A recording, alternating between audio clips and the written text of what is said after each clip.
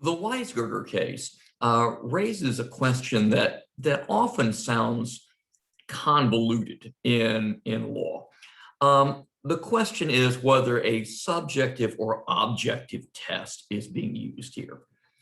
And in some ways, that description is not even particularly good in this context. So when we're looking at entrapment, as you saw from the statute, the defendant can claim that he or she has been entrapped into committing a crime when a law enforcement agent tells the person, the defendant, that what they're being asked to do is not a crime, and that rarely ever comes up. Or more often, almost all the time, if the law enforcement agent induces a person into committing a crime. And what does that mean exactly? Well, this is where the subjective versus objective question comes in. If we're looking at this objectively, what we're asking is, and I don't even think the labels are particularly helpful in describing this, but what we're saying objectively, according to the court, is that if a reasonable person who was not predisposed to committing a crime had been presented with this particular situation, then even a reasonable person who was not otherwise inclined to commit such a crime would do so.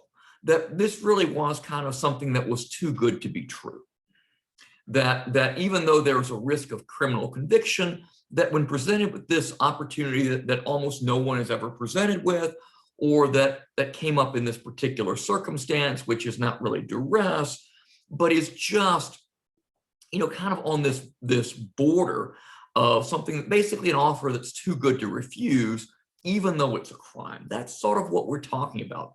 But if a reasonable objective person would have responded to the law enforcement officer's attempt to get the person to do this, if a reasonable innocent person who wasn't otherwise predisposed to commit this crime would have done this, then you have an entrapment defense under the objective test.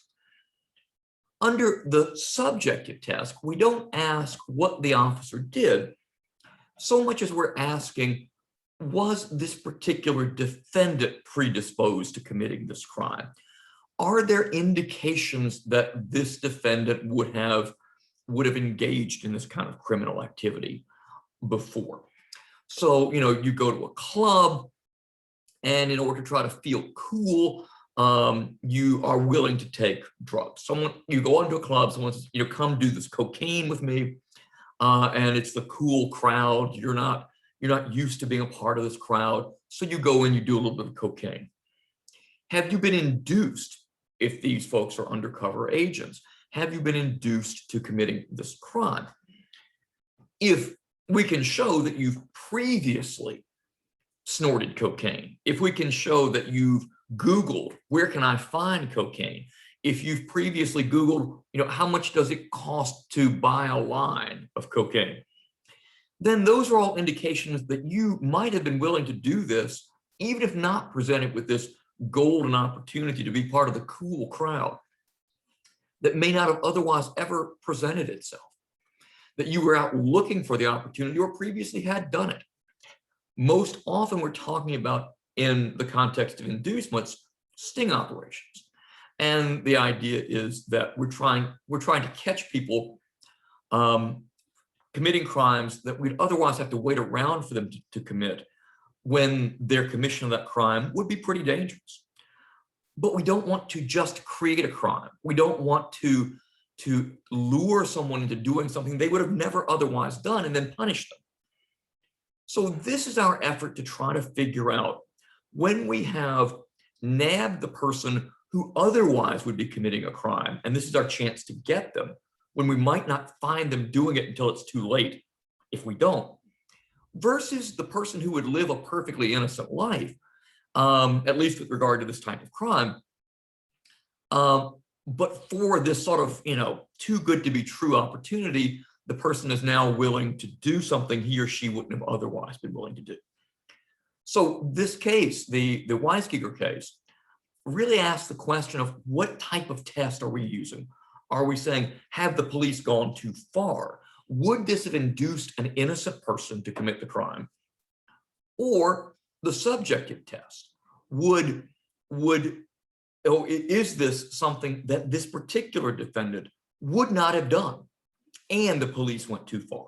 That this was too good to be true, and this particular defendant would not have done it ever, was not predisposed.